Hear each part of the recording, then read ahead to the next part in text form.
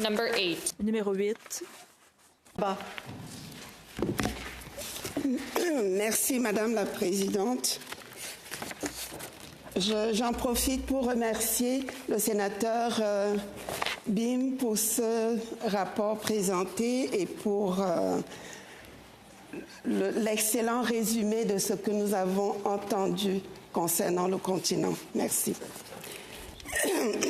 Honorables collègues, je tiens tout d'abord à remercier la sénatrice Sorensen d'avoir lancé cette interpellation sur la valeur du tourisme et pour l'édification nationale. Sa première intervention a rappelé avec justesse que le tourisme ne saurait être réduit à une activité accessoire. Il constitue un pilier économique, un levier de cohésion sociale et un puissant outil de préservation et de transmission de notre patrimoine culturel. Les échanges qui ont suivi ont mis en lumière une réalité largement partagée. Partout au pays, le tourisme contribue à la résilience des collectivités.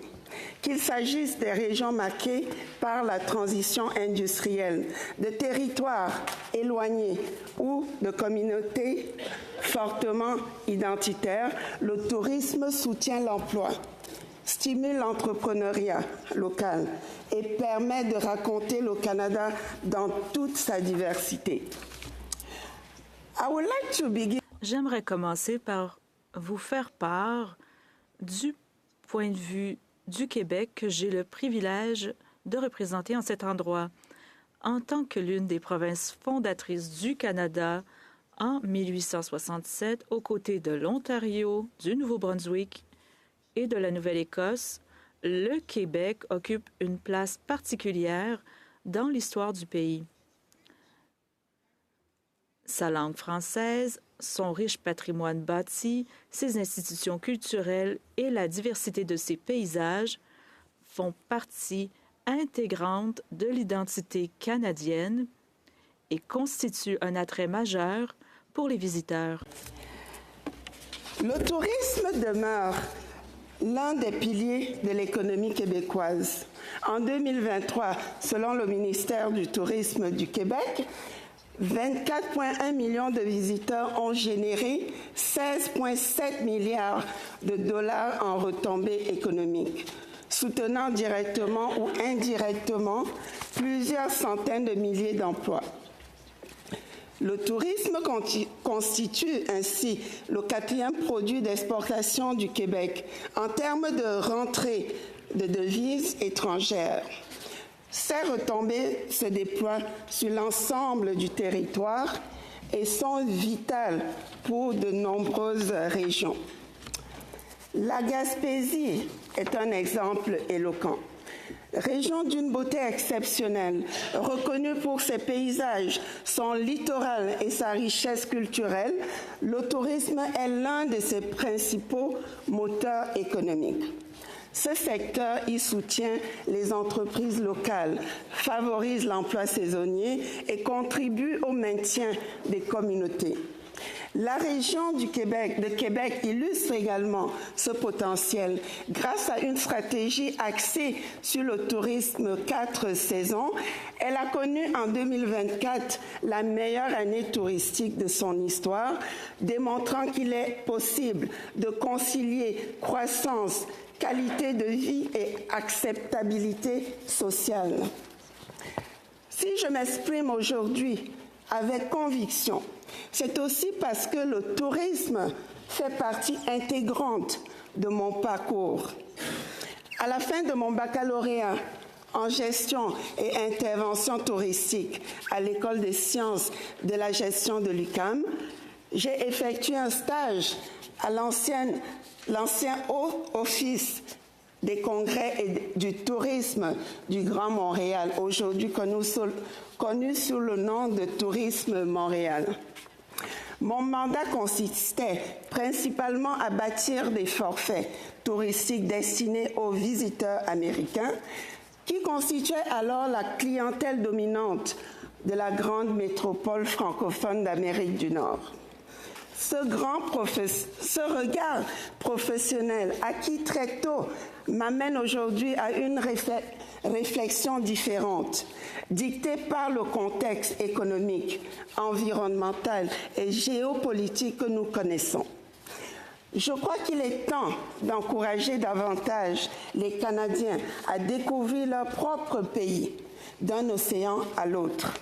Voyager au Canada, c'est investir dans nos communautés, soutenir l'achat local, renforcer les économies régionales et approfondir notre compréhension mutuelle comme société. Dans cette perspective, les infrastructures de transport jouent un rôle déterminant. Le projet de train à grande vitesse représente donc un atout stratégique pour stimuler le tourisme régulier intérieur, faciliter les déplacements interrégionaux et réduire l'empreinte environnementale du secteur. Il contribue non seulement à rapprocher nos territoires, non seulement à rapprocher nos territoires, mais aussi à rendre le tourisme plus accessible, plus durable et plus inclusif. Plusieurs collègues l'ont souligné. La pénurie de main-d'œuvre demeure l'un des défis majeurs du secteur. L'année dernière, plus d'une entreprise québécoise sur 5, c'est-à-dire 22%, prévoyait d'embaucher une personne qui provenait d'un pays étranger. Le tourisme constitue ainsi un puissant vecteur d'intégration économique et sociale, souvent un premier pont d'entrée sur le marché du travail, favorisant l'apprentissage linguistique, les échanges interculturels et l'enracinement régional. Toutefois, l'immigration ne peut à elle seule répondre à ces défis.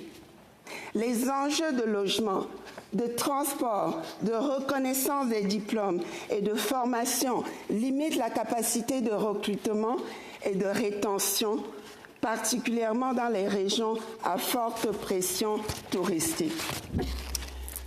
À cela s'ajoutent les impacts des changements climatiques qui modifient les saisons, fragilisent les infrastructures et augmentent les coûts d'exploitation, en particulier pour le tourisme de nature.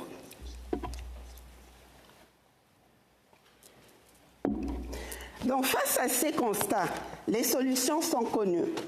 Elles passent par une approche coordonnée entre les gouvernements, les collectivités et l'industrie.